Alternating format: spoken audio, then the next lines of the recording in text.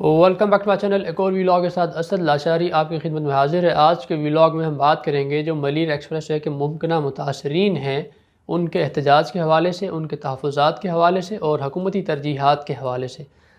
چلیں آغاز کرتے ہیں اپنے آج کے ویلاگ کا۔ گزشتہ ماہ ملیر ایکسپریس وے کو بنانے کا اعلان کیا گیا۔ کوئی 39 کلومیٹر طویل یہ سڑک روڈ ہوگا، ایکسپریس وے ہوگا جو 6 لین پر مبنی ہوگا، جو قیم آباد کورنگی سے شروع ہوگا، ملیر سے جاتا ہوا یہ پھر M9 موٹر وے کو کنیکٹ کرے گا، مطلب کہ DHA فیز 8 سے فیز 9 DHA سٹی تک کنیکٹ ہو جائے گا۔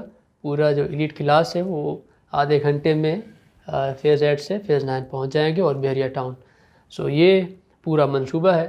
مطلب اس میں جو سب سے زیادہ فائدہ ہوگا، ویسے اوورال عوام کو تو فائدہ ہے ہی، جو سب سے زیادہ فائدہ ہوگا وہ ہوگا اس ایلیٹ کلاس کو، جو DHA اور بحریہ کے رہائشی ہوں گے۔ اس منصوبے پر جو مقامی آبادی ہے ملیر کی، ان کو کچھ تحفظات ہیں، ان کو کچھ خدشات ہیں۔ جیسے پہلے تھے کہ بحریہ ٹاؤن جب بنا تھا تو اس وقت بھی غریبوں کو، جو زمین زادے تھے، جن کی زمینیں تھیں، ان کو اٹھایا گیا تھا، اپنی زمینوں سے بے دخل کیا گیا تھا، اپنے گھروں سے بے دخل کیا گیا تھا۔ ان کی زمینوں پر قبضے کیے گئے۔ اب بھی ان کو یہ ڈر ہے، ان کو یہ بو آ رہی ہے کہ بھائی یہ جو منصوبہ ہے اس میں عوام کا جو فلاح کا عنصر ہے وہ نظر نہیں آ رہا، یہ صرف امیروں کو نوازنے کا پروجیکٹ لگ رہا ہے، ان کو یہ لگتا ہے۔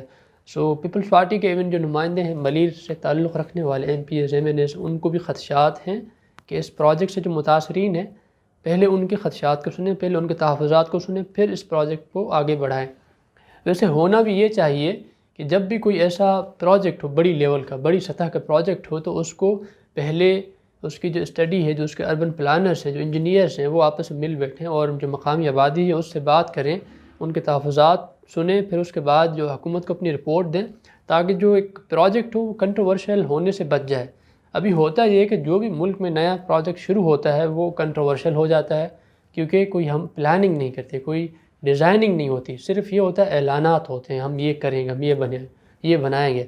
جیسے بنڈل آئلینڈ کا تھا، وہاں کوئی انوائرمنٹل حوالے سے کوئی ایسی تیاری نہیں کی گئی تھی۔ اگر وہاں شہر بناتے تو وہ بھی ایسے ہی ہوتا، چاہے پھر اس میں انوائرمنٹلسٹ کے تحفظات ہی کیوں نہ ہوں، چاہے ہم کسی بھی اس کی قانون کی خلاف ورزی کیوں نہ کرو، لیکن ہم نے شہر بنانا تھا، اس پر ڈٹے ہوئے تھے۔ اب یہ پتہ نہیں کب بنے گا، یہ ایک دیکھا جائے گا۔ جیسے لاہور میں راوی ریور جو اربن فرنٹ جو پلان تھا وہ بھی کنٹروورشل بن چکا ہے۔ وہ وہاں شہر بننے سے حکومت نے اس کا جو کورٹ ہے اس نے کہا ہے کہ بھائی اس پر پوری پلاننگ سے بنایا جائے اس شہر کو۔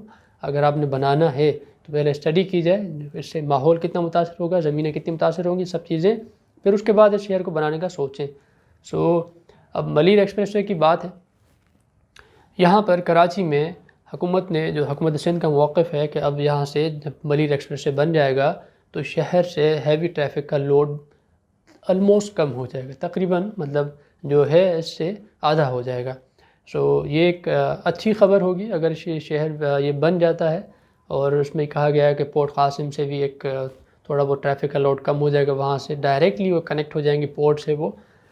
یہ ایک حکومتی موقف ہے کہ ٹریفک جو ہماری جو شپنگ کی جو بڑی بڑی کمپنیز ہے، یا جو بڑے ٹیلرس وغیرہ آتے ہیں، یا جو بڑی گاڑیاں آتی ہیں، اب وہ باہر سے ہی جائیں گے، اب شہر میں ان کو آنے کی ضرورت نہیں پڑے گی۔ یہ حکومتی موقف ہے۔ لیکن میرا ایک اوپینین ہے، میں ایک چیز کو دیکھتا ہوں تو مجھے لگتا ہے کہ حکومت کو، جیسے میں نے شروع میں کہا تھا کہ ہم کوئی بھی پلان ہو، کوئی بھی پروجیکٹ ہو، اس کو پہلے پبلک کیا جائے، اس پر بحث کرائی جائے، پھر اس کے بعد جو عوامی رد عمل ہو، پھر اس کے جو ممکنہ متاثرین ہوں ان کے تحفظات کو سن کر پھر آگے بات کو بڑھایا جائے۔ اب یہاں کیا ہو رہا ہے، کوئی پلاننگ نہیں، کوئی ایسے نہیں، بس اعلان کیا گیا، پھر اب دوبارہ اب کہا گیا کہ اب ہم اس کو پڑھ رہے ہیں، ریویو کر رہے ہیں، پھر اس کے بعد آگے منصوبے کو آگے بڑھائیں گے۔ جو ٹریفک کے حوالے سے جو حکومت کا موقف تھا، میرے خیال میں پاکستان کا سب سے بڑا شہر کراچی ہے، اور اس میں جو اکنامک ہب بھی ہے، معاشی ہب بھی ہے۔ اس شہر کو جتنا آپ نے اربن بنانا تھا اور آپ نہیں بنا سکے، جتنا اس شہر کے لیے کام کرنا تھا وہ نہیں کر سکے، اس شہر کا آپ حق ادا نہیں کر سکے۔ اول جو آپ کی ترجیحات ہونی چاہیے تھی حکومت کی، وہ تو یہ ہونی چاہیے تھی کہ بھائی آپ نے جو یلو لائن شروع کیا تھا اس پر بات کرتے، آپ نے جو گرین لائن شروع کیا تھا اس پر بات کرتے، بلو لائن شروع کیا تھا اس پر بات کرتے، اور جو ریڈ لائن تھا اس پر بات کرتے. بلو لائن تو خیر اب وہ شیلف ہو چکا ہے آلموسٹ، اب وہ کب بنے گا اس کا وہ کچھ پتہ نہیں. گرین لائن شاید یہ ابھی 1 آدھ سال میں بن جائے، اورنج لائن بھی شاید 1 آدھ سال میں چل جائے.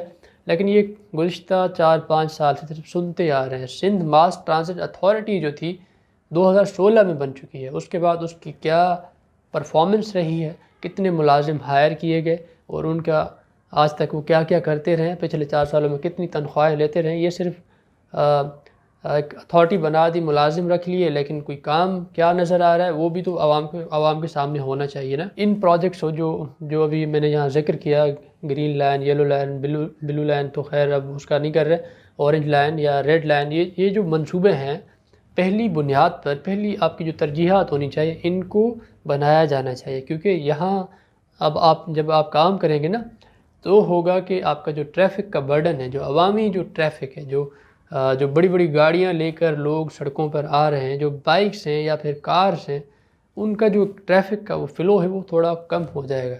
جب آپ عوام کو سفری سہولیات آسان کر کے دیں گے تو کوئی کیوں اپنی گاڑی نکال کر باہر جائے گا. ورنہ ہوتا یہ ہے کہ کوئی کہاں سے گاڑی لے کر آتا ہے، کوئی کہاں سے آتا ہے. اب سب سے بڑا جو شور شرابہ بن چکا ہے جو شہر ہے، اس میں سب سے بڑا مسئلہ یہ بائکس اور کارز وغیرہ جو سب سے زیادہ ہو چکی ہیں. بس اس کا تو حشر وہ خیر اللہ معاف کرے. لیکن یہ شکر ہے کہ جو پرائیویٹ ابھی دوسری گاڑیاں آ چکی ہیں، اوبر وغیرہ، ان سے کچھ جو عوامی ہیں، جو عوامی مڈل کلاس جو تعلق رکھنے والے لوگ ہیں، ان کو تھوڑا بہت ریلیف ملا ہے. باقی جو غریب ہیں وہ آج بھی پس رہے ہیں، وہ آج بھی بسوں میں دھکے کھا رہے ہیں. اور بسیں جو ہیں ان کی حالت وہ آپ دیکھ چکے ہیں، اگر آپ کراچی میں رہتے ہیں تو آپ کو اندازہ ہوگا اس کا.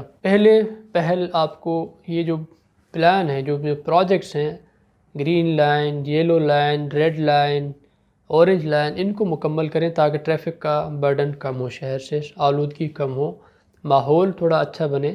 ورنہ کنجسٹڈ آبادیاں ہیں اور اتنا ڈینسلی پاپولیٹڈ ایریاز میں پھر گاڑیاں ایسے عجیب و غریب ہارن بجا کر گزرتی ہیں اور اتنے پریشر سے جاتی ہیں کہ جو مقامی آبادی ہوتی ہے، جو رہائشی ہوتے ہیں، وہ بھی متاثر ہو جاتے ہیں. ان کی بھی جو سننے سمجھنے بولنے کی جو عادتیں وہ بدل چکی ہیں، وہ چیخ چیخ کر بولتے ہیں، نارمل نہیں بولتے. کراچی میں اگر آپ رہیں تو آپ کو اندازہ ہوگا، اگر آپ دھیمے لہجے میں بات کریں گے نا وہ آپ کو سمجھیں گے یار یہ شاید کراچی کا نہیں ہے. تھوڑا بہت ترجیحات بدلیں، جو زیادہ جو بڑی آبادی کو فائدہ پہنچائیں ان منصوبوں پر فوکس کریں. ایسا نہ ہو کہ 3-4% آبادی کو جو فائدہ پہنچائے ان کو آپ سہولیات فراہم کرتے رہیں. اب ڈی ایچ اے سے جو جائے گا فیز 8 سے فیز 9 یا بحریہ ٹاؤن، تو وہ تو اپنی گاڑی میں جائے گا.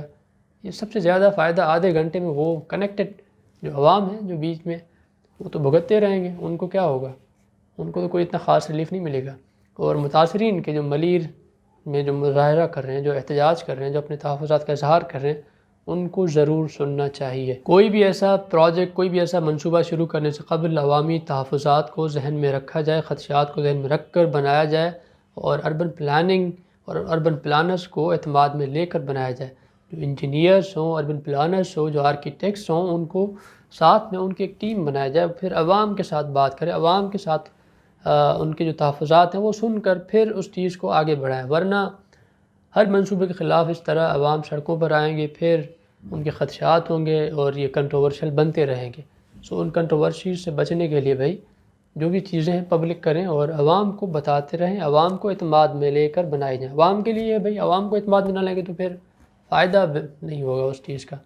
اور دوسرا بھائی جو فیڈرل میں ہے، وفاقی مسخرے، ان کی بھی ترجیحات آپ کے سامنے تھوڑی بہت رکھتے ہیں. کووڈ-19 کی ویکسین آلموسٹ تقریباً ممالک لے چکے ہیں اور کچھ میں پہنچ چکی ہے، کچھ نے اپنی ویکسینیشن کا آغاز کر دیا ہے اور اب تک وہ ویکسین نہیں پہنچی. اب تک ہم جو ہیں صرف آثروں پر ہیں. چائنا کی ویکسین بنے گی تو ہم اس سے لیں گے، اور جو باہر کی جو دیگر ویکسینز ہیں ان کا ہمارے ساتھ کوئی معاہدہ نہیں ہے، اور جو معاہدہ کیا گیا ہے وہ بھی صرف آثروں پر ہے. یونائٹڈ نیشن کا جو کوویکس کا ایک فورم بنا ہوا ہے، وہاں سے جو 20% آبادی کو ویکسین لگائی جائے گی، جو ویکسینیٹ کیا جائے گا، وہ بھی وہاں سے آئے گی تو تب ہوگا. وہ جو دوسری بات ہے وہ یہ ہے کہ بھائی ہمارے جو مسلمان ممالک ہیں ان سب نے بھی اپنے عوام کے لیے جو ویکسین ہے وہ اس کے کانٹریکٹس کر لیے ہیں، اس کے معاہدے کر لیے ہیں. کچھ نے اسٹارٹ بھی کر دیا ہے، کچھ نے آغاز کر دیا ہے ویکسینیٹ کرنے کا، اور ہم اب تک تماشا دیکھ رہے ہیں۔ یہ حکومتی ترجیحات ہیں، اور کچھ کہا گیا ہے کہ ہم جو پرائیویٹ فرمز ہیں ان کو کہا گیا ہے کہ اگر آپ لینا چاہتے ہیں تو لیں، جب وہ پرائیویٹ فرمز لے کر آئیں گے پھر اس کا بھی دیکھیں گے، وہ صرف جو ایلیٹ کلاس ہوگی اس کو فائدہ ہوگا کیونکہ وہ افورڈ کر سکیں گے، جو باقی غریب ہوں گے ان کے لیے حکومت کو کوئی غرض نہیں، آپ مرتے ہیں مر جائیں، حکومت کو اس سے فرق نہیں پڑتا، جیسے ہزارہ مرے تھے اس سے حکومت کو فرق نہیں پڑا، صرف اعلان کر دیا جاتا ہے۔ جیسے اگر آپ خدا نخواستہ مر جاتے ہیں تو کیا ہوگا، زیادہ سے زیادہ ریاست کیا کرتی ہے، 10 لاکھ کا اعلان کرے گی، 15 لاکھ کا، 50 لاکھ کا، 35 لاکھ کا، کہ آپ کے لواحقین کو دیے جائیں گے، آپ کے جو پیچھے رہ جائیں گے خاندان والے ان کو دیے جائیں گے، یہ اعلان ہوتا ہے، پھر بس بات ختم، آپ مر گئے، آپ کا قصہ تمام، اور ریاست اپنا کام کر گئی۔ یہ ہیں حکومتی ترجیحات، یہ ہے حکمران طبقے کی ترجیحات، جس میں عوامی فلاح کا ذرا سا بھی عنصر مجھے تو نظر نہیں آتا، اور میں اس بات کو اب لے کر اتنا یہ کہہ سکتا ہوں کہ اگر آپ نے اس ملک میں رہنا ہے، سروائیو کرنا ہے، آپ بھی بدعنوان بنیں، کرپشن کریں تاکہ ایلیٹ کلاس میں شامل ہوں، پھر اس ملک میں جو مرات ہیں ان کے مزے لیں۔ فی الحال یہی تھا، اپنا اور اپنے پیاروں کا خیال رکھیے گا، تھینک یو، اللہ حافظ۔